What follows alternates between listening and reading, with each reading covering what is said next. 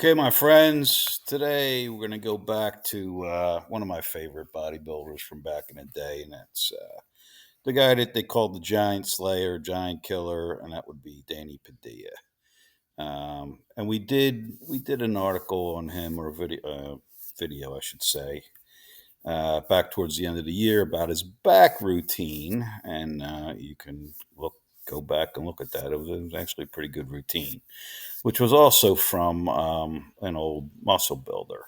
Now he is on this cover, but this is not the one that this Giant Slayer um, article on legs is going to come from. That's going to come from 70 October 77 Muscle Builder and Power article. But there's his back, as you can see, and his back was pretty awesome. And I think this may have been the year that he placed fifth in the Olympia, and a lot of people felt like that he got ripped off. Anywho, we're going to go into the leg thing. A lot of bodybuilders look upon thigh training as a necessary evil. They need the condition, size, cuts, and body weight they get from it, but they have always found its movements hard to tame. The hidden stinger is the heavy weights and an absolute reluctance of the lower back and knees to withstand the pressure.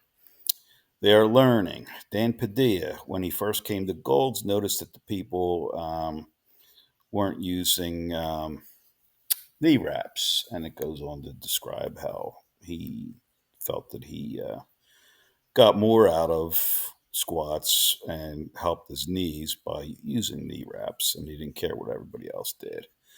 Also talked about warming up, which when he first started doing it, he would go right into squats. But as of this writing, he was doing extensions first in the routine to get warmed up well. Um, Leg extension machine, as he found out when he went to Gold's Gym, where he's training it again for this article, was a little bit different than the one he was used to. The old one he was used to was just the old school one where it's weights on the lever arm. This is again, I think, a picture from that Olympia where he came in fifth, and he was just in phenomenal shape there. He But he faces a double problem in his training just before a contest because his present method calls for him to gain weight and mass at the same time, develop all the necessary cuts and definition to go with it. He doesn't start supersets to burn off the excess weight until about 3 weeks before the contest. He also uses a double split system, working morning and evening, and it goes on to describe how he would do like uh, biceps and triceps on a given day in the morning, and then but then do supersets of biceps and triceps later on that evening. There's another good shot of his side shot of him. So again, and it talked about a variety of leg movements have contributed to Danny's development. High rep hack squats help develop the thigh shape to perfection, and then there he is getting ready to do it's a front view of the old hack squat machine there at Gold's back in the 70s, and he's obviously in the bottom position there and hasn't started yet. He maintains a quality training level of effort as he works the legs, pausing briefly, half minute perhaps, between sets on leg extensions and 1 minute between sets on squats, leg presses, and leg curls. Timing's of the essence, and the pace is fast considering the heavy weights and high reps. When he reaches 8 or 10 reps, he begins to move into the area of force reps, driving each rep with fierce concentration to completion, which is usually 15 reps per set. There's another shot that went along with this article, and you just see his overall. His legs are pretty big for a 5'2" guy. Even his calves are very good. Leg presses pack mass onto the upper thighs, while leg extensions bring out the striations in the front. Heavy squats are unbeatable for building mass and power, and leg curls build the impressive biceps sweep. So, and again, the leg presses that they're talking about are the old school ones. We'll pop in a couple of magazine covers that he was on. This is obviously Muscle Training Illustrated from looks like 90. And again, very impressive legs. So finally, at the completion of each set of leg work, he checks the effect in the mirror using the isotension concentration principle, basically, pose and flexing in the mirror, um, and using a sustained contraction to bring out the cuts and lift the peaks, which takes place of burns, which are a little bit difficult to do. And we talked about that with Larry did them for his arms, and I forget who else did them for something. Um, there he is with the leg extension machine. Uh, he does complete movements and he holds every rep at the top in full leg extension for 1 or 2 seconds, making the muscle sizzle. You can see the effect on his thighs, the teardrop look of the muscle where they tie into the knee. The leg extension completely isolates the quads, striking the areas left vacant by the heavier squat movements, and it gives a fine delineation. And there, you can see what they're talking about there with they're at the top of the leg extension, and he tends to hold that for peak contraction for just a second or two on those. Immediately following the last leg extension, he goes to exercise number 2, which is the squat. As we mentioned, he does the leg extensions to warm up before. Exercise has its hazards. Information flow goes 2 ways. Dan was quick to note that none of Gold's bodybuilders use knee wraps, as we mentioned. When they did squats, he himself has learned to use them. Squat is very rough exercise. I don't care what anybody says. I'm going to protect my knees, and it has helped them, and also helps keep them warm. There he is, and he talks about doing full squats, not going even below parallel, like pretty much ass to grass squats, and he's a big believer in those. Uh, Wrapping the knees with an elastic ace bandage directly below the kneecap. Um, the knee action is not impaired, and the knee joint is stretched by heavy squats and is left weak. The wrap below the knee cap helps support that front tendon.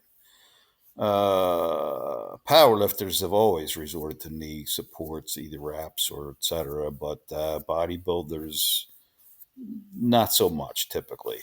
There he is, and this is obviously on stage up against Roy Callender, who was also short, but not quite as short as Danny. So he starts with a warm up weight of 135 for 15, although his legs are warmed up by the leg extensions.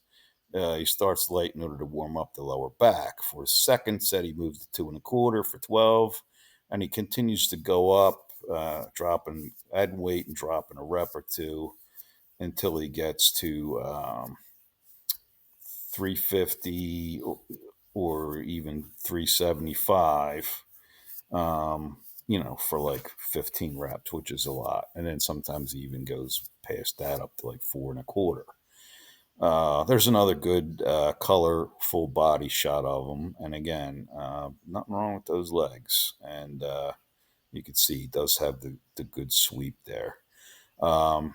For the 76 Mr. Universe, weighing 149, he wanted to be 20 pounds or more heavier by the time he got under the lights. And he likes what he gets from squats: sweat, oxygen, and circulation. It gets everything going for him.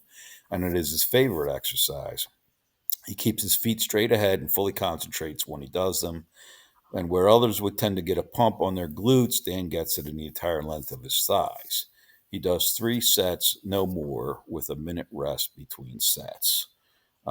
There he is with the leg presses.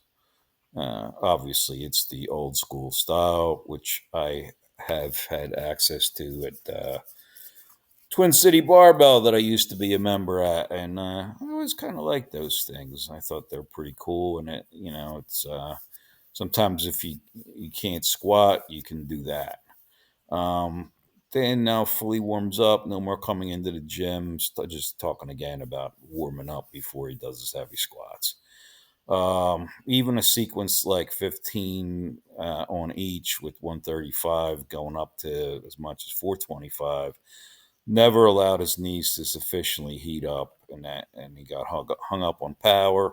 Good exercise, but quickly turned into a killer. Took a while for him to realize that he needed to warm up better, and he got a better result from doing the squats and was able to recuperate better and not be as beat up from just jumping into the heavy squats. And obviously, this is at the top of the leg press there.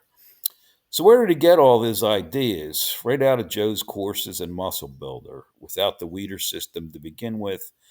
And that magazine to advance with, I would have been lost. I have been reading it for years. I got to tell the truth, that's where I got all my information. Danny admits without hesitation, and I'm sure with no prompting from Joe.